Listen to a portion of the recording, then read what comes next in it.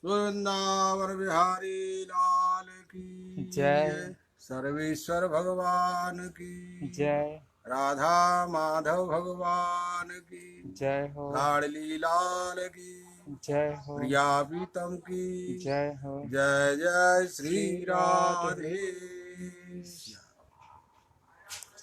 हंस चरण सिरधार की उन सनकादिक आचार श्री हरि व्यास प्रतापति रसिक पदावलिशार भक्ति भक्त भगवंत गुरु चतुर नाम बपुएक तिनके पद वंदन किए तो नासई विघ्नयने। और वृंदावन बिहारी लाल की जय। भक्ति भक्त भगवंत गुरु चतुर नाम बप एक और तिनके पद बंदन किए नासै विघ्न अनेक। यानी भगवान के गुरु जी के चरणों में वंदना करने से, प्रणाम करने से, दर्शन करने से तुम्हारे कितने विघ्न जो है वो समाप्त हो जाते।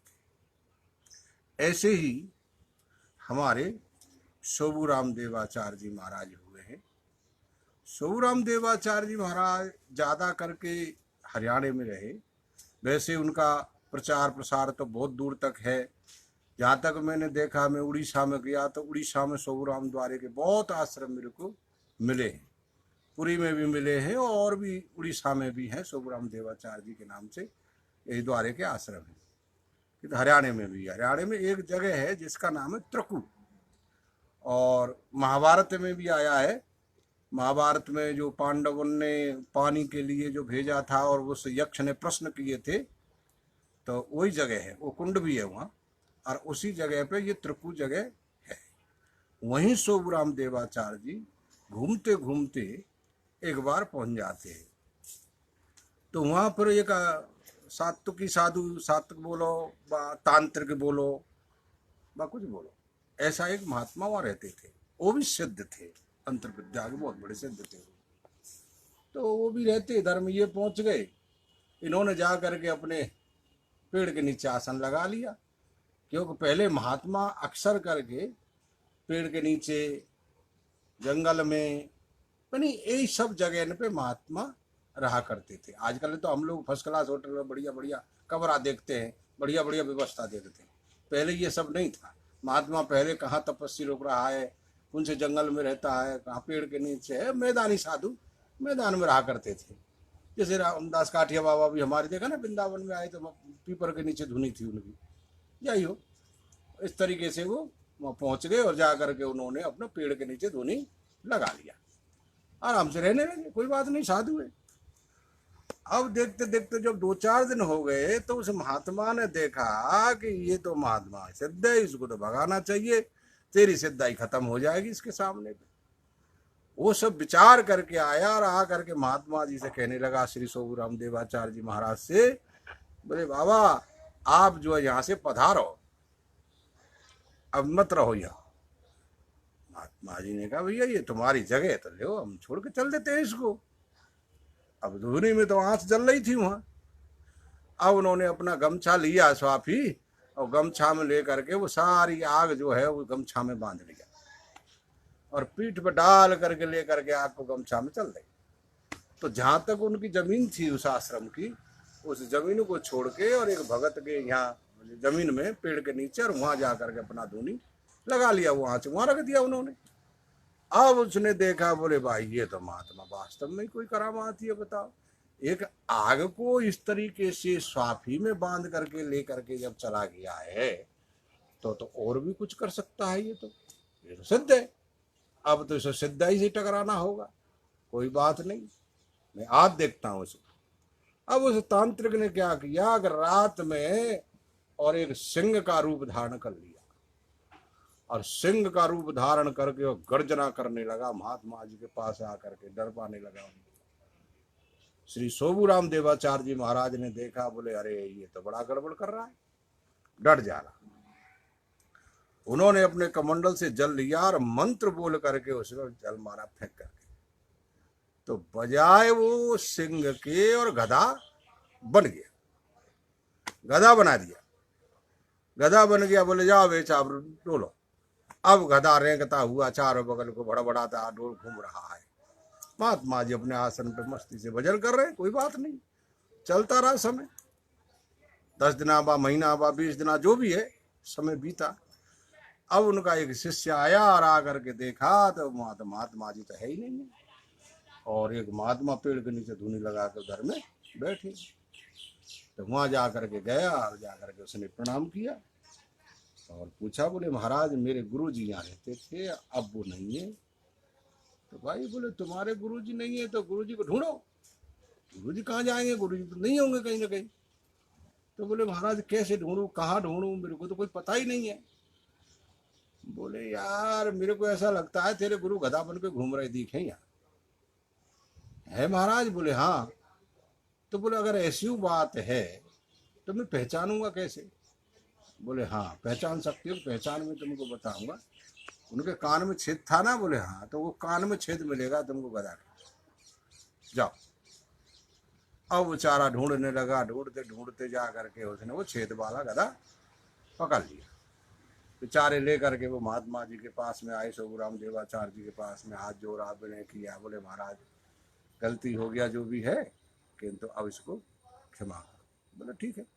उन्होंने अपने कमंडल से जल लिया और जल ले करके उछाट करके मार दिया, उसमें मार दिया। वो फिर वैसा नहीं वैसा हो गया, वो चरणों में गिर गया। बोले महाराज मेरे को क्षमा करो, मैंने बहुत बड़ी भूल की है। जो वो महात्मा है करने लगे। सोबूराम देवाचार्य जी ने कहा भाई हम तो घूमने वाले साधु हुए, हम तो यहाँ कोई रहने, तेरे ही मन में ये सब हुआ। तो बोले ठीक है अब हम चले जाते। बोले नहीं आप नहीं जाएंगे, अब मैं जाऊंगा, ये सब आश्रम आपका है, अब मैं यहाँ नहीं रह सकता। तो उस आश्रम को छोड़ करके वो महात्मा जी चले गए और सोबूराम देवाचार्य जी उस आश्रम पर रहने लगे।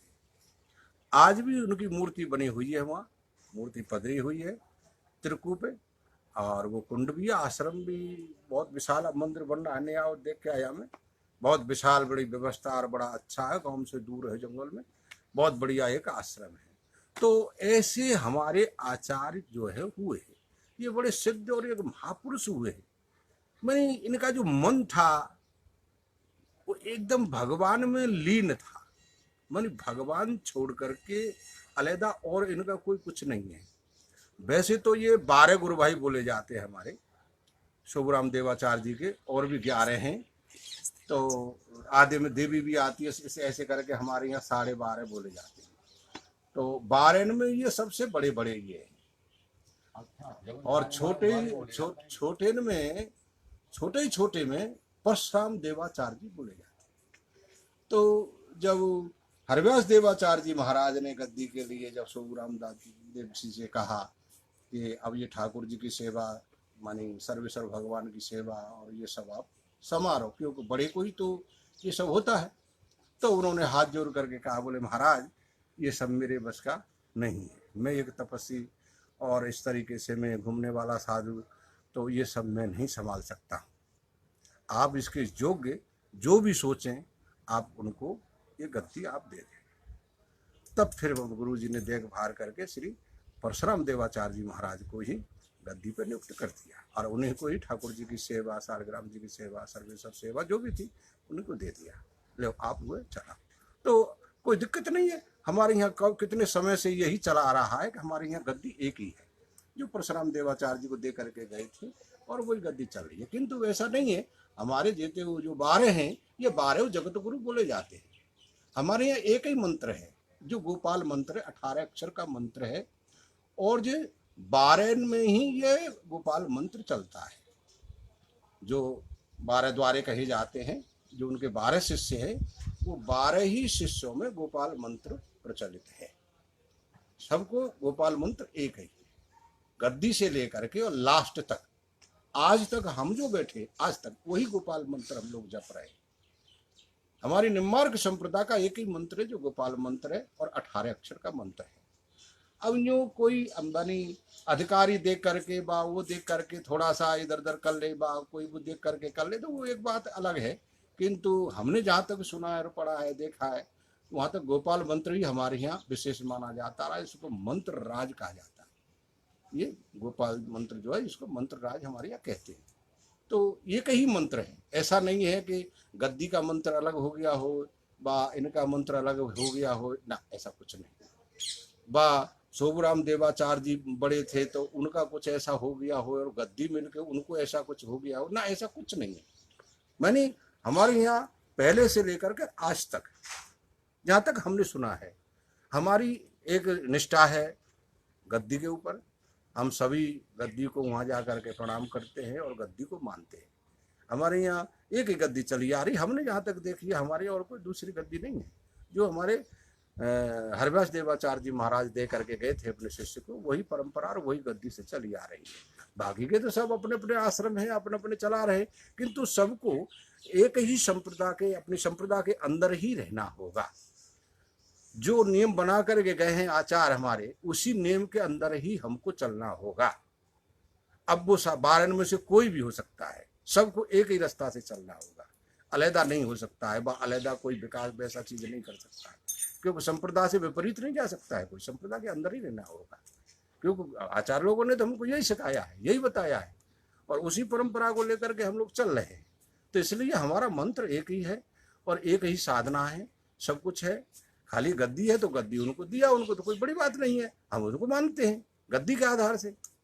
और सोबराम देवाचार्य जी ने अपना उसको त्याग दिखाया, तो उन्होंने त्याग में उसको नहीं ग्रहण किया, औरों ने नहीं किया, तो उनको वो था, तो गुरु जी का आदेश का पालन किया और उसको मानने वो, और हम भी माने। जब उन्होंने माना तो हम मानने में, हमारे मानने में क्या दिक्कत है। इसलिए हम कोई इसमें तर्क वितर्क बा कोई भी नहीं करते, हम अपने आचार पे कोई वो नहीं करते हैं ना। जो गद्दी पे आचार है वही आचार है हमारे, उन्हीं को हम लोग मानते हैं। इस तरीके से कभी भी कोई भी अपने मन में कल्प विकल्प बा कोई भी, हम पे ये मंत्र नहीं है, हम पे ये मंत्र नहीं है, कि वो मंत्र है, कि ये मन नहीं, ऐसा कुछ नहीं है।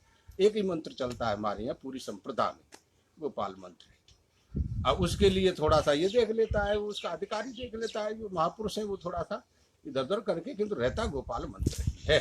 तो इसलिए अपने मन से ये सब चीज़ को आपको निकाल देना चाहिए। किसी को भी कहा मेरे को ये मंत्र नहीं मिला, कि मेरे को वो मन नहीं मिला, कि ये हमारे आचार गद्दी पे नहीं थे, कि उस पे नहीं थे, ये बहुत सी कुछ बात नहीं, ये सब सोचने की बात नहीं है। आपको तो आगे बढ़ने की बात है कि हमको भक्ति कैसे करनी है, हमको जप कैसे करना है, हमको अनुष्ठान कैसे करना है, हमको पाठ कैसे करना है, भगवान से मिलन कैसे करना है। हमको तो ये सब चीज़ों का विकास करना चाहिए, इन चीज़ों को सोचना चाहिए हम लोग को, कि अन्य चीज़ों में ध्यान देना से क्या है ना। ये सब मत करो, अपनी एक ही रास्ता चलो, भगवान से प्रेम करो, भक्ति से प्रेम करो और अनुष्ठान से प्रेम करो, अपने आचार विचार को सावधान करो, इससे हमारा कल्याण होगा। और दूसरी चीज से कल्याण नहीं है। अब तर्क वितर्क दुनिया भर के ये सब करो, ये सब करो, उसमें क्या मिलेगा हमको। ये काम तो आचार लोगों का है, तर्क वितर्क तो वो लोग करेंगे। अरे हम लोग को तो भक्ति करना है, हमको तो भगवान का भजन करना है, तपस्या करनी है, ये हमारे काम। तो इसलिए सोबराम देवाचार्य जी महाराज ने देखो कितनी तपस्या करके उसको क्या बना दिया। अब कैसे बनाया, उसमें पावर थी ना, उन्होंने ऐसे अनुष्ठान किए ना, तभी तो वो ऐसे हो गए, बता। और हम लोगों ने तो कछु ना होगा, झूठ बात से ना होगा, बता। रोटी सास हजम ना हो हम पे, तब बता हम कैसे कर लेंगे। ज्यादा रोटी खा ले तो बिनते हमारे पेट में खट्टी डकार आए लग जाए, तो बताओ इतनी तपस्या कहाँ है भाई।